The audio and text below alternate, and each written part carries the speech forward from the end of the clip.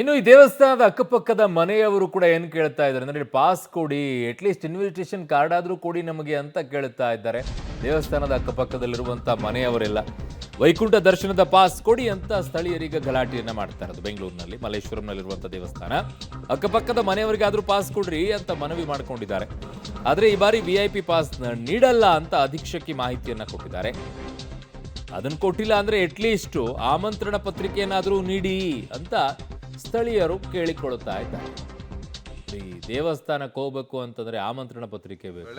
VVIP ಅಲ್ಲಿ ಹೋಗಿ ದರ್ಶನ ಮಾಡ್ಕೊಳ್ಳುವಂಥದ್ದಕ್ಕೆ ಪಾಸ್ ಕೇಳ್ಕೊಳ್ತಾರೆ. ಕಾರಣ ತುಂಬಾ ರಶ್ ಇರುತ್ತೆ ಅಂತ ಹೇಳಿ ವ್ಯವಸ್ಥೆ ಮಾಡ್ಬಿಡು. ಅಕ್ಕಪಕ್ಕದಲ್ಲಿರೋರಿಗೆ ಇಂಥ ಟೈಮಿಗೆ ಬಂದ್ರಪ್ಪ, ಬೆಳಗ್ಗೆ ಫಸ್ಟ್ ಟೈಮಲ್ಲಿ ದರ್ಶನ ಮಾಡ್ಕೊಂಡು ಹೋಗಿ ಅಂತ ಬಿಟ್ಬಿಡಿ. ಏನಾಗೋದಿದೆ ಅದರಲ್ಲಿ?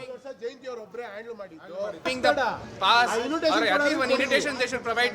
We are cooperating. So many vehicles are getting parked on the invitations ಕೊಟ್ರೆ ಅದು ಹೆಂಗಾಗುತ್ತೆ? ಎಲ್ಲರೂ ಕೇಳಿದ್ರೆ ನಮ್ಮ ಇಷ್ಟ. ಹೋದ್ರೆ ಐ ಎಮ್ ಸ್ಪೀಕರ್ ಆನ್ ಮಾಡಿ ಅಂತ ಇದ್ದಾರೆ. ಅದೇ ಸೆಲೆಕ್ಟೆಡ್ ಪೀಪಲ್ ಯಾರಾದ್ರು ಫೋನ್ ಮಾಡಿದ್ರೆ ಅವ್ರ ಹತ್ರ ಮಾತಾಡ್ತಾ ಇದ್ದಾರೆ.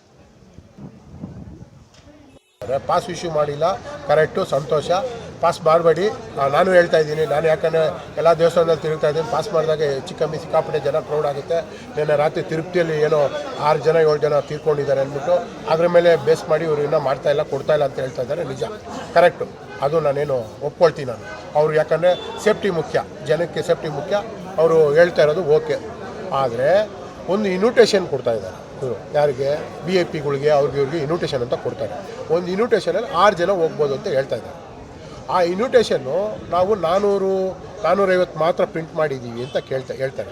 ನಾವು ಅದೆಲ್ಲ ಪೋಸ್ಟೆಡಲ್ಲಿ ಕಳಿಸಿದ್ದೀವಿ. MLA ಅಂತವ್ರಿಗೆ ನಾವು ಪೋಸ್ಟಲ್ಲಿ ಕಳಿಸಿದ್ದೀವಿ ಅಷ್ಟೇ, ಒಂದೊಂದು ಅಂತ ಹೇಳಿದ್ದಾರೆ.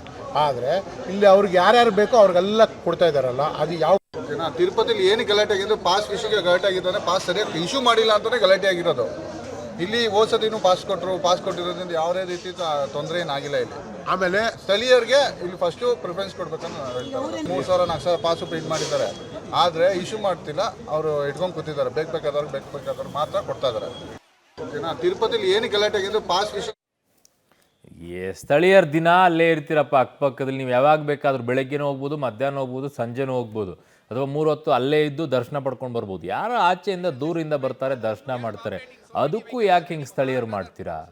ಒಂಚೂರು ಯಾವಾಗ ಟೈಮ್ ಫ್ರೀ ಇರುತ್ತೆ ಅವಾಗ ಹೋಗಿ, ಖಾಲಿ ಯಾವಾಗ ಕಾಣಿಸುತ್ತೆ ಅವಾಗ ಹೋಗಿ ದರ್ಶನ ಮಾಡ್ಕೊಂಡು ಬನ್ನಿ. ಯಾಕೆ ಇಷ್ಟೊಂದೆಲ್ಲ ಗಲಾಟೆ ಮಾಡ್ತೀರಿ ಅಂತ ಅವಕ್ಕೆಲ್ಲ?